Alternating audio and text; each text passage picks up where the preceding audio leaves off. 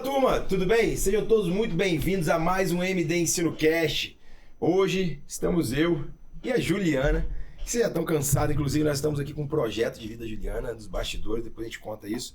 Estamos aqui para conversar, eu não sei o tema na verdade, a Ju que organizou hoje, eu não sei mesmo, para conversar sobre... Antibiótico. Sobre antibiótico. Mas não é uma simples conversa sobre o antibiótico. Os antibióticos em si a gente deixa pro Bill, pra Carol, Poxa, né? Com certeza. A gente vai ter um podcast, inclusive, do Bill e da Carol aqui. Vai ser surreal se a gente falar sobre antibiótico de maneira geral. Então a gente vai falar dos antibióticos em si, mas às vezes de tomada de decisão à beira-leito, seja no PS, enfermaria e UTI. Então é sobre tomar desses antibióticos. É isso aí. E esse é um daqueles modelos de podcast nosso que a gente vai falar... Eu e Ju aqui, um bate-bola, na verdade não, é um podcast vai ser muito longo. Então já peço a você que está escutando, inscreva-se aí no canal do YouTube ou ativa aí o sininho e inscreva no canal do Spotify. Se você estiver escutando em um, vai lá no outro e ativa, inscreva em um e outro. E ajuda a gente a crescer esse canal cada vez mais, compartilhando com seus amigos, seus colegas de turma, com seu pai, com sua mãe, com quem você quiser. Afinal de contas, nosso ensino, a gente nunca só fala, a gente não fala só sobre questões técnicas, né, Ju? A gente fala muito sobre questões comportamentais, tomada de decisão. Então, fica esse convite e colabora com a gente aí pra gente poder levar esse conteúdo pra mais gente, né, Ju? Bora lá. Bora começar do mais fácil? Mais fácil, tenho medo. Como começar o antibiótico? E aí eu digo assim, por exemplo, pronto-socorro. Acho que talvez seja um pouquinho mais fácil tomar essa decisão. O paciente chega taquicárdico, hipotenso, alteração de nível de consciência, ou às vezes só taquicardia, enfim, febre. Às vezes é aquela história muito clássica, né? Aí fica mais fácil você começar o antibiótico. Então, no PS, assim, quando e como você inicia o antibiótico? Ju, assim, eu imagino que a sua pergunta, e de fato, pessoal, eu não sei das perguntas dela, eu imagino que sua pergunta esteja fugindo, não é pra gente falar sobre protocolo de sepse lá, clássico do negócio. Então eu vou tentar trazer para esse lado mais comportamental, para esse lado mais de tomada de decisão mesmo, sabe? Porque muitas vezes no pronto-socorro você não tem recurso, na UTI também, enfermaria, você não tem recurso. E você tem que tomar as decisões aí de começar antibiótico, até porque... A gente tá falando aqui de um espectro de gravidade, né, Ju? Acho que vamos puxar nesse primeiro momento para um espectro de gravidade, um paciente grave. Que vai internar, isso aí. Estamos falando do paciente que vai de alta com a avulhinha oral, não. Exato. Nesse cenário, a antibiótico terapia ela é uma urgência. Eu diria para você que ela é uma emergência. As pessoas encaram isso mal, assim. Ela é uma emergência se você tiver disfunção orgânica e ela é uma urgência se você tiver alguns sinais de alerta. O que eu quero dizer com isso? E isso é um jeito legal de pensar. Quando você tem um paciente com infarto, e eu não estou falando de sepse aqui, eu estou falando de antibioterapia. Quando você tem um paciente com infarto, você tem uma urgência em conversar AS. Você tem uma urgência em levar ele para o CAT, eventualmente. Quando você tem um paciente com pneumotórax hipertensivo, você tem uma urgência, uma emergência em resolver aquilo. Quando você está com algum paciente que em algum momento da trajetória dele, mesmo que do curto período de tempo que você fica com ele ali, você suspeita que existe uma infecção e que esse paciente tem ou sinais de disfunção orgânica, sepse, ou mesmo que não, mas ele seja um paciente de risco e esteja com alguns sinais de alerta, o antibiótico para mim ele se torna uma urgência ou uma emergência.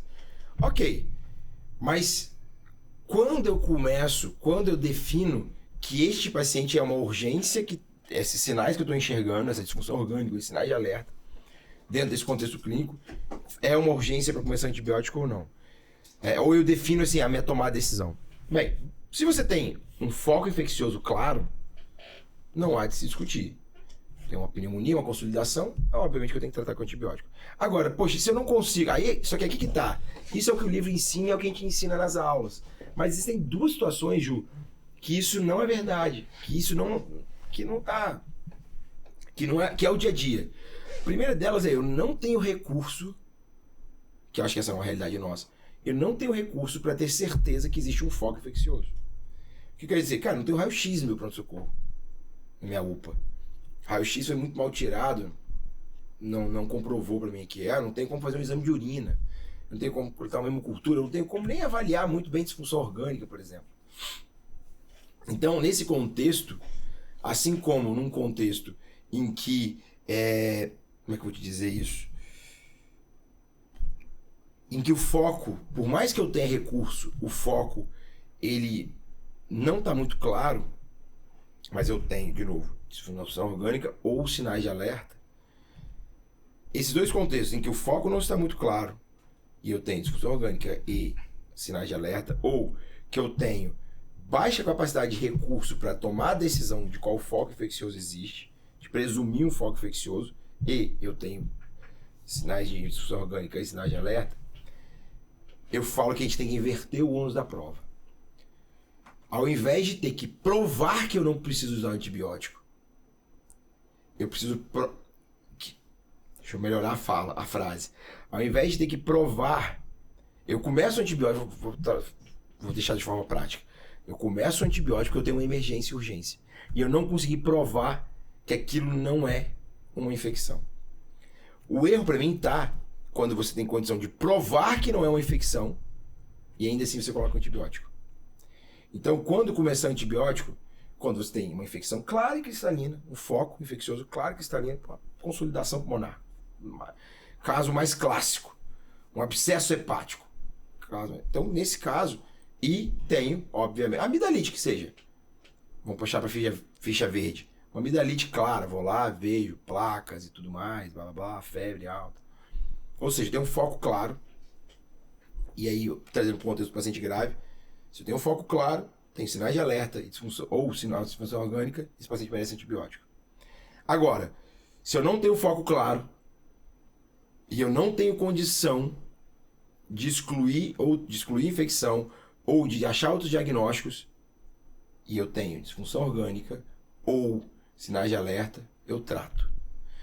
Ou eu não tenho um foco claro, presumido, aliás, eu tenho condição de dar esse diagnóstico, mas eu não tenho um foco claro, mas eu não consigo excluir infecção, e eu tenho um paciente com disfunção orgânica ou sinais de alerta, eu começo antibiótico e aí eu vou reavaliar. A importância aqui é ficar atento e ativo o tempo inteiro em reavaliar esse paciente para que você suspenda o antibiótico se for necessário. O paciente que não... Claro? Deu. Não. Eu precisei organizar aqui essa resposta. O paciente que não tem a disfunção orgânica, por exemplo, vem se toca uma história de febre, e às vezes um paciente imunossuprimido, oncológico, eu preciso ter essa urgência também?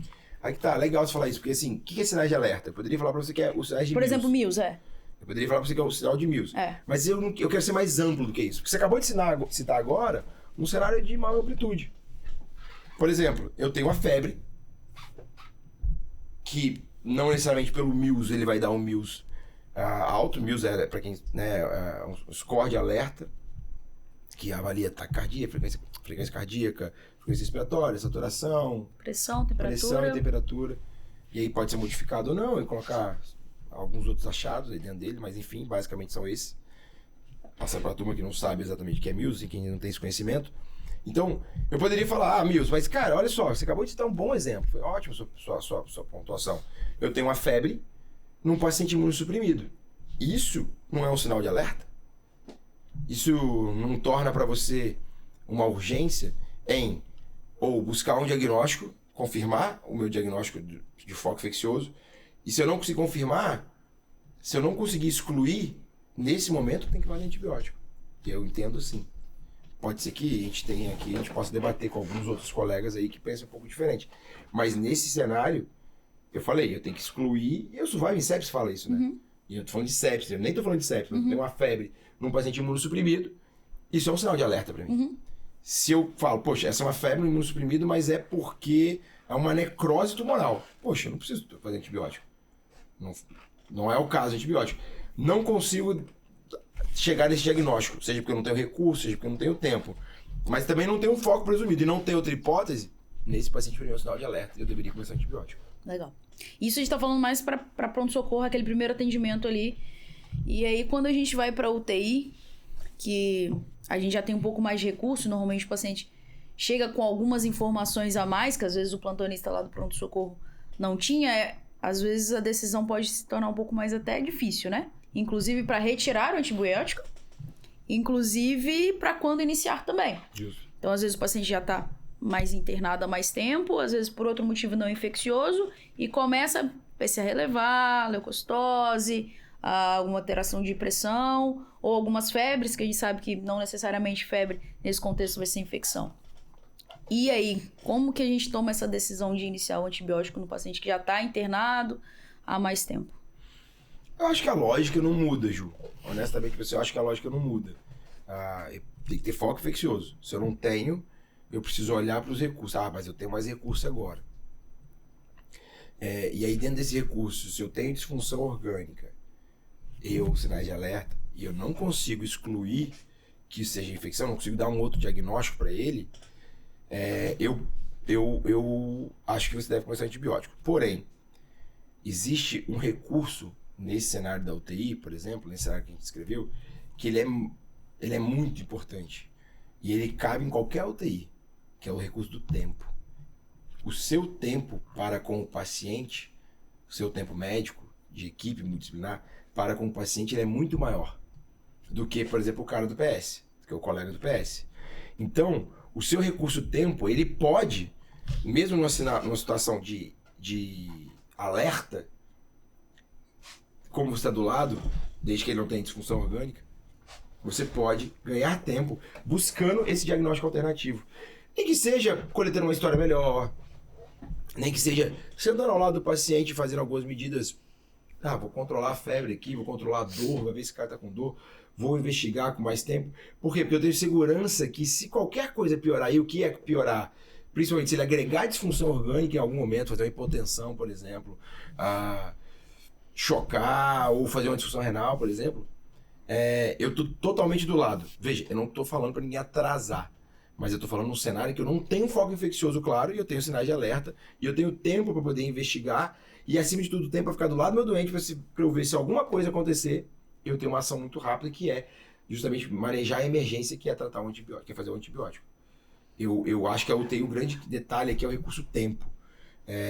Mas o conceito, o mapa mental, ele continua o mesmo, né? Mais ou menos o mesmo. Entendi. E em relação a escalonar o antibiótico na UTI, quando a gente pensa que a gente já está usando o antibiótico, ele não está melhorando, a gente tem algumas possibilidades, né? Legal. Foco fechado, o antibiótico errado, o germe está resistente. E aí, como é que você toma essa decisão de escalonar? Legal. Ju, até pouquíssimo tempo. Muito boa essa pergunta. Sabe o que é muito boa essa pergunta? Que eu acho que eu nunca nem te falei isso. Na verdade, não te ensinei isso ainda, vamos dizer assim. Compartilhei isso com você. Até muito pouco tempo, eu sempre tive assim, o paciente que está com a suspeita de infecção, ou uma infecção determinada. Então, o paciente está com febre, e vamos colocar um caso clássico aqui. Febre, hipotensão, droga vasoativa, febre, hipotensão e droga vasoativa. Não tem outras disfunções orgânicas, não. Esse paciente está no 6º dia de um esquema de antibiótico. Eu sempre pensei em duas coisas. Ou existe um foco fechado, um foco não controlado, melhor falando. Um tempo fechado é meio ruim. Um foco não controlado, um abscesso, algo que eu não consegui acessar ainda. Ou o meu esquema antibiótico está errado, porque o meu germe não é aquele. Mais recentemente eu acrescentei uma terceira via nesse meu raciocínio, que é, ou eu não estou fazendo o antibiótico da forma correta para o paciente. O que eu quero falar com o Disso, no pessoal da Du, o Bill e a Carol, a gente vai discutir muito sobre isso, inclusive no curso de antibiótico vai ser discutido muito sobre isso, que é o seguinte: eu não tenho, o meu antibiótico ele tem uma farmacodinâmica, uma farmacocinética adequada, eu estou fazendo na dose adequada, eu calculei aquela dose pelo volume de distribuição. Porque, para pensar, a gente faz a mesma dose de medicamento, de antibiótico, de uma maneira geral, para um paciente com albumina normal, albumina baixa, para um paciente, claro, algumas drogas a gente calcula pelo peso, mas mesmo assim, um peso completamente empírico. A gente está fazendo por infusão contínua, infusão prolongada, a gente está ajustando a posologia analisando as interações medicamentosas que existem. Então, ou seja, mais recentemente eu agreguei PK/PD no meu raciocínio. Ou seja, eu estou fazendo, antes de pensar em escalonar o antibiótico, eu pergunto para mim, esse germe, eu estou falhando por conta do germe, eu estou falhando por conta da faca, vamos dizer assim, por causa do abscesso, do foco fechado. Se for pelo germe, eu realmente tenho que escalonar, mudar, trocar o antibiótico. Se for pelo foco, eu preciso tratar o foco, né? Resolver o foco, tratar a válvula do endocardite, por exemplo. Ou esse antibiótico, ele não está funcionando porque os ajustes realizados não são individuais para aquele paciente. E aí isso cabe você chegar e olhar e avaliar com a sua CCH, com a sua infectologista, você não tem que aumentar a dose do antibiótico, dobrar a dose do antibiótico, colocar por infusão contínua, infusão prolongada, ou simplesmente fazer um ajuste de interação medicamentosa. Quer ver um vacilo? Tazocin, por exemplo, ou outros beta-lactâmicos que são áreas sobre o MIC, tempo sobre o MIC. Aí você ajusta lá, Tazocin, de 6 e 6. Aí é 6 horas, meio-dia, 18 horas e meia-noite, né? Aí você coloca 6 horas. Aí, ou seja, esse tempo, essa posologia, Ju, ela é para você manter o tempo sobre o MIC. Então, isso que faz com que o seu antibiótico tenha o efeito desejado. Só que você apraza isso. Só que você também aprazou omeprazol às 6 horas da manhã, levotiroxina às 6 horas da manhã, antipertensivos, sei lá, enfim, um monte de remédio. Aí o enfermeiro, o técnico de enfermagem vai fazer a medicação. O que ele faz? Ele começa, aquilo que vai ser infundido às 6 horas, ele começa a aprazar às 6 horas, ajustar, e ele faz o seu Tazocin às 6h20. Aí, depois ele vai fazer ao 12h40, porque ele estava ajustando outras medicações e tudo mais. Isso vai se tornando uma bola de neve e você teve falha. Então, cara, o Tazocin vai começar entrar às 6, ele tem que entrar às 6, ao meio-dia, às 18. Porque o que ele fugir disso, e eu nem estou entrando na individual, estou só falando do ajuste de prescrição, o que ele fugir disso, você vai ter prejuízo de ação do medicamento. E isso é uma falha. E aí seu paciente não melhora por causa disso. Então, antes de pensar em escalonar, eu sempre ligo essas 3 chaves mentais. Cada vez mais eu ligo essas 3 chaves mentais. Sempre pensei muito nesses outros 2, mas principalmente as 3 chaves mentais. E, obviamente, a outra coisa que a gente tem que pensar volta na resposta anterior. Eu estou escalonando, mas isso é uma infecção? Isso é febre por quê? Será que não tem outros motivos? Ele está taquicárdico por quê? Não tem outros motivos? Então, sempre a gente pensar em escalonar o antibiótico, eu primeiro faço esse raciocínio mental de isso é infecção, isso faz sentido, se é qual dos 3 problemas que eu encaixo. Ou eu não usei o antibiótico certo, porque o germe é resistente, ou porque o foco não está controlado, ou porque eu não usei o antibiótico da forma certa, com o PK/PD correto. Pensando nisso, o tempo de antibiótico também não precisa ser exatamente 7 dias, né? Também não. A gente pode tirar antes. Muito deve. Hoje, cada vez mais, Ju, assim, fazer antibiótico mais que 7 dias é muito específico, são muito específicos os motivos. E a gente sabe, você sabe disso, a gente faz muito lá, você cri-cri com isso também. Tentar fazer 5 dias de antibiótico, 4 dias de antibiótico. Eu sei que a gente vai chegar numa era de 3 dias de antibiótico, tranquilamente. E olhe lá se daqui a pouco a gente vai fazer dose única de algum antibiótico. Tem um trabalho antigo que mostrou que quando você faz para uma meningite, você faz uma dose de antibiótico, o líquor, do ponto de vista de bactéria em si, ele clareia. Então, você podia fazer uma dose de antibiótico para meningite. Claro que não é um trabalho larga escala, nem nada, mas é um trabalho de farmacologia, inclusive, mas é para mostrar que talvez você faz muito mais tempo do que você realmente precisa. Então, hoje, antibiótico mais de 7 dias, raros casos. A maioria dos casos, antibiótico em 5 dias. Mas a melhor forma não é nem olhar 5 ou 7 dias, é olhar se você ainda precisa de antibiótico. Você tem que se perguntar isso todo dia, ainda precisa. E ainda precisa o quê? Está melhorando a prova inflamatória, a função orgânica melhorou, o paciente está melhorando a infecção. Vários sinais clínicos demonstram que está melhorando a infecção. O meu germe era sensível, eu não tinha um foco controlado, meu KPD estava legal. 4 dias o paciente está tudo bom, tirando algumas exceções específicas, tirando antibiótico. Muito bom. E aí a gente vai entrar numa outra pergunta aqui, muito discutida os rounds. É mesmo? A última semana. Sobre as culturas. Até sei que ela quer. Não, Luiz, tomei uns esporros semana passada, você precisava de ver. Sério, foi feio. Não foi tão feio. Ela sempre me acusa aqui em público, eu tô ferrado. Um dia eu vou receber um processo dela. Vocês vão ser testemunha dela. Em relação à cultura, quais culturas que a gente coleta? A gente sempre coleta de tudo quanto é foco possível, sai coletando de tudo sem pensar no que tá fazendo, coleta sempre mais específico. Quais culturas que a gente coleta? Eu vou de novo, vou tentar criar um outro trilho mental aqui pra gente. A pergunta não é quais culturas eu faço. Quais culturas eu faço. Porque isso é muito... A pergunta é assim, o que eu quero com a minha cultura? Por que eu tô falando isso? Que é a pergunta que a gente deve fazer em todo exame. Então, assim,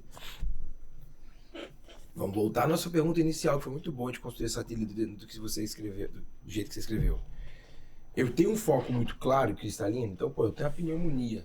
Assim, tá lá, uma baita de uma consolidação e tudo mais, acabei entubando o paciente, ou eu quero fazer uma cultura, eu tenho como fazer fibrobroncoscopia mesmo, o paciente sem estar entubado. Essa cultura é muito importante pra gente. Eu preciso coletar a cultura de urina para ela, por exemplo. Agora, faz sentido eu coletar essa cultura se eu tenho um foco claro cristalino, se eu tenho sinais de alerta ou disfunção orgânica, sinais que isso é uma infecção e não começar antibiótico. Mas isso que eu vejo muitas vezes acontecer. Culturas que não têm o fundamento de se fazer antibiótico. Porque cultura é pra saber se tem bactéria, não é pra você dar... Cultura, gente, não é pra, na minha opinião, tá? É o jeito que eu enxergo. Cultura não é pra dar diagnóstico de infecção. Cultura é pra saber qual germe que você está tratando. O diagnóstico de infecção, infelizmente, ele é, na nossa beira do leito, ele é uma clínico. Ele não é microbacteriológico. É isso, né? Ele não é da micro. É óbvio, Gabriel, mas poxa, eu tenho toda a clínica e confirmo com o germe. Perfeito, você confirmou 100% do que aquilo é infecção. Mas, se é assim... Então, quando a cultura vem negativa e você continua achando que era infecção, você deveria tirar o antibiótico, você não tira. Então, a cultura não é para confirmar a infecção, a cultura é para te falar qual é o germe que você está tratando, para confirmar o seu esquema antibiótico. E aí, dentro dessa lógica, eu volto nos nossos argumentos iniciais. Quando pedir cultura? Bem, primeiro, eu vou tratar uma infecção? Vou. Então, sempre que eu vou tratar uma infecção, é uma cultura. Agora, vou pedir uma cultura da onde? Bem, eu tenho um foco claro, a cultura do pulmão? Vou pedir só do pulmão. Eu não tenho um foco claro, eu acho que ele está fazendo uma bacteremia, ele tinha um acesso, ou enfim, é hemocultura.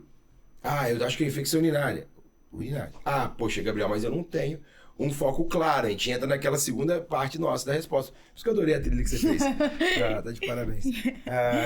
Eu entro naquela segunda parte da resposta. Não tenho um foco claro, mas eu tenho ainda assim uma presunção, eu presumo que eu tenho uma infecção, ou eu não consigo excluir que eu não tenha, e eu tenho sinais de alerta ou disfunção orgânica. Aí eu vou ter que lançar a mão de pedido de culturas de uma maneira mais generalizada. Uro, hemo, aspirado, se eu tiver alguma outra forma, alguma outra que eu suspeite, óssea, enfim, eu vou pedir. De novo, vou pedir cultura e começa antibiótico. O vacilo pra mim é isso, é pedir cultura sem começar antibiótico. Assim, tem algumas exceções a isso? Tem, óbvio que tem, tudo tem exceção. Não vou acho que nem entrar nesse método de explicar todas essas exceções. Mas existem exceções. Mas de uma maneira geral, bem geral, se você está pensando, a cultura ela só tem que entrar para te garantir qual o germe que você está tratando. E a partir daí, se eu estou querendo garantir qual o germe, eu preciso tratar. Entende o que eu fiz agora? Se eu mudei a lógica da cultura, que não é para confirmar a infecção, mas é para confirmar o germe, não faz sentido nenhum eu começar a coletar uma cultura se não for começar antibiótico. Agora, se eu for comer... Você tá rindo, eu vou contar aqui o que aconteceu. Conta essa história.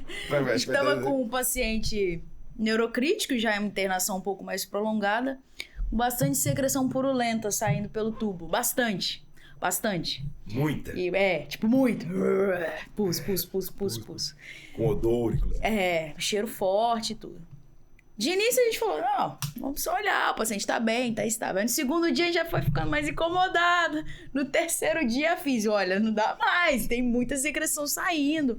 Mas o paciente estava estável, sem droga vasativa, para os ventilatórios baixos, não tinha nada, nenhuma febre de 37,7. Mas muita secreção purulenta saindo.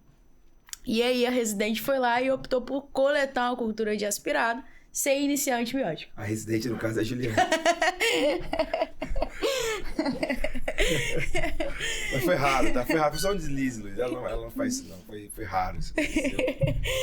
Uma situação única, exclusiva. Mas acabou que no final... Não, mas é legal, deu tudo mas certo. essa história No final muito boa. deu tudo certo. Mas a história é muito boa pra poder a gente realmente trocar essa ideia aqui e conversar sobre isso. Porque o erro não tá em coletar cultura.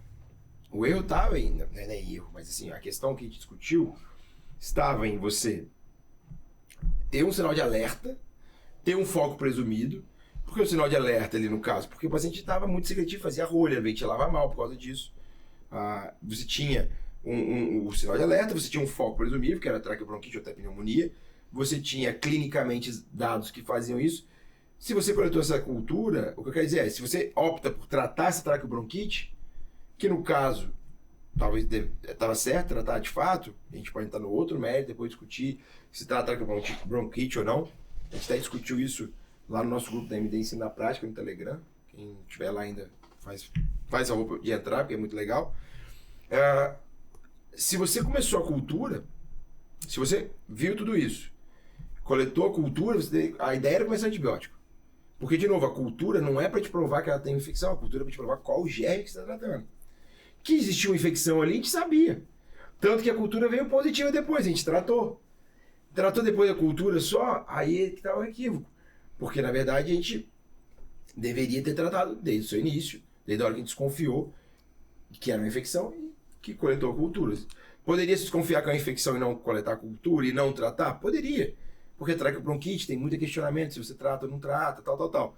Agora, o que eu não concordo muito é coletar a cultura e não fazer antibiótico. Porque aí você está querendo um diagnóstico, querendo confortar vamos dizer, nosso cérebro, nosso coração, para quando vier lá positivo a gente tratar, entende? Não sei se eu concordo muito, apesar de que eu entendo que existem algumas variáveis, alguns viés aí, alguns detalhes que a gente pode individualizar esse cenário. Só para contextualizar, né? Esse paciente, depois de alguns 2 ou 3 dias, ele evoluiu com febre, leucocitose, e aí a gente optou por tratar. Exatamente. Então, só para contextualizar, e nesse momento acho que já tinha o resultado da cultura, e aí a gente talvez a gente antibiótico. ganhou mais sinais de alerta, e isso chamou mais a nossa atenção, e a gente optou por tratar, mas o fato é que, num primeiro momento, eu não trataria. E aí, se eu não trataria, eu não pediria cultura. É isso. Assim, meu entendimento, da forma que eu enxergo o antibiótico dentro do paciente grave. Entendi. E no final deu tudo certo. Deu tudo certo. Tá melhorando. Isso que importa. Eu ia perguntar em relação à urocultura, né? Assim, no paciente grave, que às vezes a gente não tem foco, né? Como você falou. A gente sempre coleta. Rapaz, essa pergunta eu vou até... Quero que você refaça ela quando o Bill e a Carol estiverem aqui, porque é sempre muito delicado esse jogo. Assim, eu entendo que você tem um paciente que infecção do trato urinário pode sim provocar disfunção orgânica. Para todo mundo, você, Ju, chegar com uma infecção urinária e te fazer ter sepse, eu não acredito muito que isso vai acontecer. Mas numa idosa, será que não faz? Entende? Num paciente imunossuprimido, será que não faz? Num paciente que é jovem, mas que fez cirurgia, ficou internado, a cirurgia complicou e ele acabou recebendo, ficou internado mais tempo, ficou imunossuprimido, ficou desnutrido, sem imunossupressão. Nesse cara, mesmo jovem, será que a infecção de urina não faz sepse? Na minha percepção, experiência, isso aqui não é dado científico, na minha experiência, isso faz sepse, nesse contexto. Se você chegar pra mim lá, você, Juliana, chegar séptica, dentro da minha UTI, eu acho não, inicialmente, a não ser que tenha alguma coisa muito específica, eu não coletaria uma urocultura. Mas, se a minha avó chegasse com chocada na UTI, eu coletaria urocultura. Porque nela, ela tem uma imunossupressão, ela vai ter pela própria idade, comportamento coração já sofrido, outros aspectos fisiológicos dela que se comprometem que uma infecção urinária possa fazer uma grande repercussão orgânica. No paciente jovem não é isso que a gente vê, tá? Agora, você vai falar comigo, Gabriel, nunca é para coletar urocultura, ou então, Gabriel, discordo de você completamente, porque aqui na minha instituição chegou o pacote de sepsis na enfermaria, no PS, na UTI, é hemocultura e urocultura para todo mundo. Bem, é o jeito que a gente faz a medicina aqui, é o jeito que a gente acredita de ser muito mais inteligente, mais individual, mais sensível para cada paciente. Poxa, eu não consigo ser individual, não consigo ser sensível ainda, porque eu ainda estou em curva de aprendizado. Tudo bem? Então, talvez, além de tentar melhorar, estudar, fazer curso e tudo mais, você até tem uma licença poética de evolução para poder ser mais agressivo, um pouco ser mais amplificado. Tá. Eu acredito nisso, você sabe que eu acredito na licença poética. Acho que a gente está em evolução.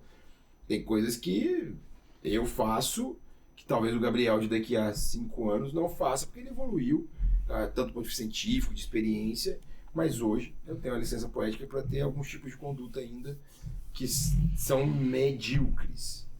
Não pode ser abaixo da média. Não posso estar fazendo o errado. Não posso estar fazendo má prática médica.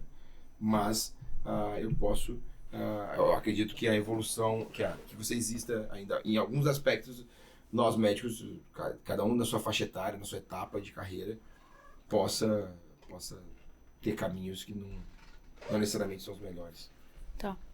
Só pra começar a fechar aqui, eu vou falar sobre o catéter. E eu falar do catéter de curta permanência, que acho que de longa talvez seja um pouco mais... Tem mais debate, né? Enfim. Quando que a gente suspeita do catéter? Ele precisa ter secreção pra gente suspeitar dele? A gente tem que trocar sempre? Tem tempo? Depois de 10 dias sempre tira?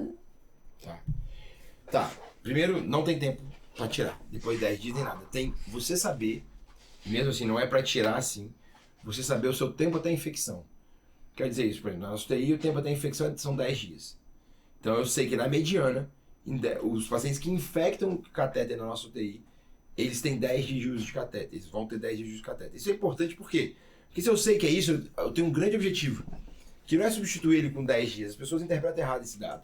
As pessoas acham que esse tempo é para poder falar assim, 10 dias troca o catéter. Não, é para falar assim, duas coisas têm que acontecer com esse dado. Uma, eu tenho até 10 dias para retirar meu catéter. Eu preciso tirar esse catéter até 10 dias. Não é trocar, é tirar, retirar. E a outra é, eu quero alongar o meu tempo de catéter. Que esse tempo seja 40 dias eu pare de ter infecção de catéter. Hoje, por exemplo, na nossa UTI, a gente tem pouquíssimas infecções de catéter, pouquíssimas, 1, 2 a cada quadrimestre. E mesmo assim eu tenho 10 dias de tempo até a infecção.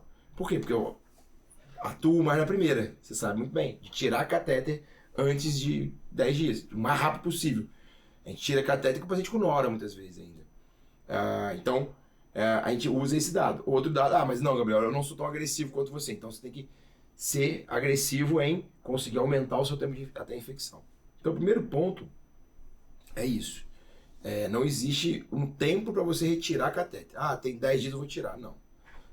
Antigamente, até antes da minha vivência em terapia intensiva, se tinha isso. Eu me lembro que no comecinho ainda, eu peguei uma UTI que assim, hoje é dia de trocar catéter de fulano de tal, que tem 10 dias, 7 dias, 14 dias. E a gente ia e trocava, tirava e trocava, passava um outro catéter, porque tinha 14 dias. O catéter tava bonitinho, depois não tinha nada, mas eu tinha que trocar porque tinha 14 dias. Depois foi vendo que isso não dava certo, uma má prática, você não aumenta nem o seu tempo até a infecção, e principalmente você expõe o paciente a um risco maior. Então, não se faz isso hoje, não se deve fazer. Dito isso, um catéter, quando suspeito de uma infecção de catéter, eu vou primeiro fazer por esse ângulo. Você tem um catéter com tempo suficiente, ou não tem tanto tempo suficiente assim, mas você está saindo secreção purulenta, esse paciente tem um introito vermelho, esse paciente está fazendo febre e tudo mais, não há muitas dúvidas aqui. Eu tenho que tirar esse catéter e mandar ele para a cultura. Gabriel, mas ele tem uma pneumonia. Cara, se o catéter está saindo pus, eu acho que não é uma boa ideia você deixar ele. Então, nesse contexto, eu tiro também o catéter e... Eu tiro o catéter. Eu retiro o catéter. Agora, talvez a sua dúvida seja, assim, a dúvida que você quer trazer, a pergunta que você quer trazer, seja justamente no seguinte, Ju. O catéter tá bonitinho, e ele tá fazendo febre, tá chocando, e eu tiro esse catéter. Eu vou usar o mesmo argumento do começo. Um pouco mais profundo, mas o mesmo argumento. Esse paciente tem uma consolidação clara na pneumonia, na raio-x. É um paciente idoso que você olha e a urina da turva na sua sonda vesical de demora, por exemplo. Esse paciente tem um sopro novo.